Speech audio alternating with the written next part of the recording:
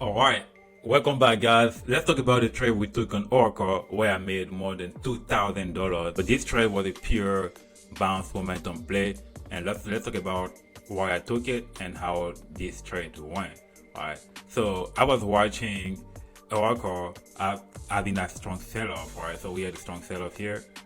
A strong sell-off from the sellers, and I was watching Orcl to come to my buying level, and I was waiting to see if the buyers will actually show their hand and hold the price, and for me to also have a trading opportunity and catch a bounce at my daily bounce level. So I have my green zone here, which is my daily buying zone that I have. Let me actually write that on. All right, so I have my daily zone here, my daily buying zone. And this, all right. So I was pretty much waiting for the price to come at this level and see how the buyers would react. Right, you can clearly see here. Right, from here, when we came back here, we have some buying after we came inside that buying zone and pushed all the way up here. We have the early touch of that buying zone, but I didn't like the momentum, so I didn't take that trade. All right, but let's go down all the way to the 1 hour to showcase about the deep dive on the price action. All right, so as I already said, I was watching Orcl on ascending pressure and see if I can catch some type of bounce when we come inside that buying zone. Alright. We also having like a trend line, that we had on the 1 hour. Alright. That trend line also is on the 4 hour as well. So I had that trend line here. Alright. All the way here. Alright.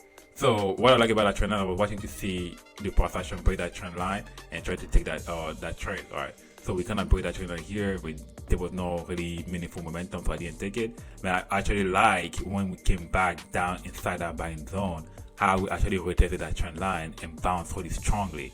Right, that's what I want to see when we come inside that buying zone. I want to see the buyers show up aggressively for me to take that momentum bounce to show that if I'm trying to take an overnight swing, I want the trade to work right away, and I need that momentum to work on my favor, and that's exactly what happened here. All right, so when we go inside that buying zone, we tested that trend line here. All right, we tested and bounced at this level.